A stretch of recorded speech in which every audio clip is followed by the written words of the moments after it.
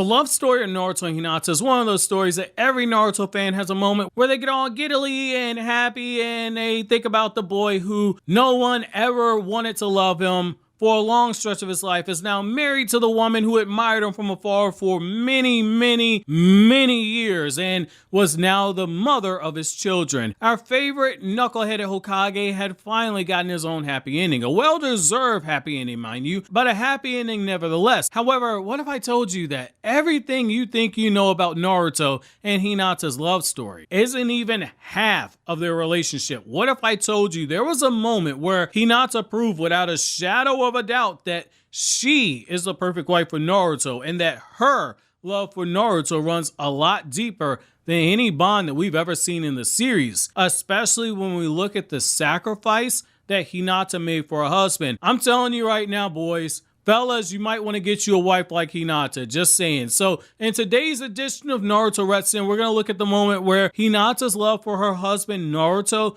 required her to make the biggest sacrifice for her husband that tops everything that happened, from rushing out to fight pain to facing Momoshiki and Kinshiki when they kidnapped Naruto and slap Hinata into unconsciousness. So the information is given to us in the Naruto story, Naruto Retsuden, the Seventh Hokage, and the Spiral of Destiny. So it's in this story that we get a moment where Hinata makes the sacrifice I mentioned earlier for Naruto, and as we go over the information, it's going to clear up a huge misconception people have about this story, where a couple of years ago, people made the mistake of complaining about how the handling of Hinata's character, without knowing any of the context of the story, which I glossed over in my video, Why Sasuke Scared of Hinata, and it's because of the scene we're going to be going over here that all that talk from 2 years ago is about to look very foolish. So essentially, Naruto has returned home from the Hokage office, attempting to hide the symptoms from the chakra illness that Hagoromo suffered towards the end of his life, the same illness that Sasuke, Sakura, and Kakashi had left Konoha in order to try and gain information to try and save Naruto. The whole time, Naruto was suppressing heart attack-like symptoms from his wife and his children. Hinata had been aware the entire time and had agreed to allow Orochimaru to use the ninja weapon tech tool that he created to transfer the powers of a Byakugan into the ninja tool goggles that were created for Naruto, which you should have seen that video before you got to this one. If not, look up Naruto uses the Byakugan and you'll see what I'm talking about. So the reason behind this is that while Naruto's goggles are turned on, Hinata can't activate her Byakugan, which means that Naruto no longer has to worry about her cutting on her Byakugan and noticing the very thing that Sakura found when she examined Naruto's body, which is that the Biju chakra of the 9 Biju chakra sources that are inside of Naruto have begun to affect his body in the same way that it did Hagoromo towards the end of his life, despite the fact that Naruto only had vestiges of chakra from the 9 Biju and Hagoromo had all literal 9 Biju inside of him. But then again, Hagoromo was an Otsutsuki, Naruto is a full-blooded human, so it makes sense all that chakra had this effect on his body. Now, despite Sakura's warnings to Naruto not to hide this information from his wife Hinata, Naruto chose to do so, thinking that if he told Hinata the truth before he knew whether or not there was a cure,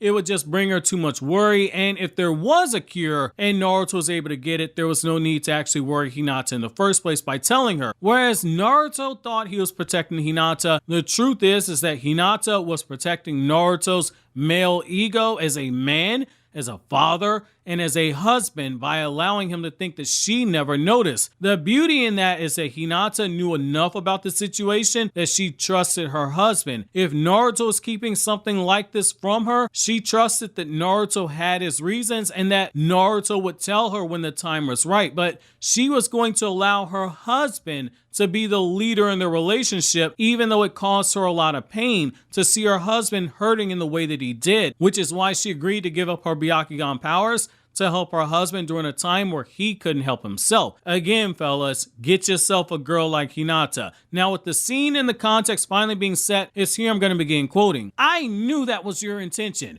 You're going to experiment on me like I'm your guinea pig," Naruto said. "I can't just be nice and lend them to you," Orochimaru said without fooling anybody. Naruto took off the goggles again and looked deeply at them. "But why do you need me? If you needed a guinea pig, why not Suigetsu or Karin? Bothering to come to my house?" Naruto began. "Because Orochimaru stuck out his neck stretching out like a serpent, putting his mouth close to Naruto's ear. "You can't use your chakra right now, can you?" Orochimaru said. Orochimaru's cold breath could be felt against the nape of Naruto's neck. He frowned, trying to conceal the chill he felt down his spine. "How do you know that?" Naruto asked. "A snake has good ears," Orochimaru said. His long cracked tongue licked the back of Naruto's ear. If he were to show his hatred or shrug his shoulders, it would only give Orochimaru more satisfaction. Orochimaru happily narrowed his eyes as he looked at Naruto's expressionless face when he folded his arms. "Cooperating with me wouldn't be so bad, even for you," Orochimaru said. "And if I refuse?" Naruto asked. "You can't refuse," Orochimaru replied. Exactly. For Naruto, who couldn't use his chakra,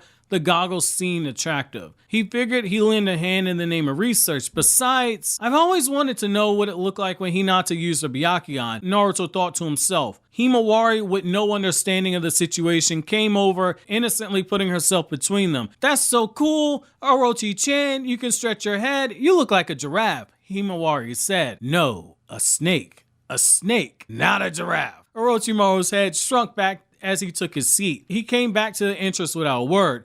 Himawari followed him with small strides as if the two of them were attached. "Orochi-chan, please come back again. Next time, you can draw a picture of my brother for me," Himawari said. "Yes, that's fine. I'll draw you anything," Orochimaru replied. "Seems I know nothing about this guy." As usual, Naruto thought to himself. Naruto sent Orochimaru off, peeling him off. His purple and black hair swayed as he left through the doorway. The mysterious goggles that housed the Byakugan's power remained in his hands. If someone could master the Kekkei Genkai and other jutsu with them, they would surely be a great weapon. It would be nice if there was a weapon to compensate for his handicap of being unable to use chakra. End quote. Now, I'm going to be very blunt here. So, Orochimaru and Hinata got one over on Naruto, which is so fitting because Naruto as a series has the theme that a ninja must learn to see past deception.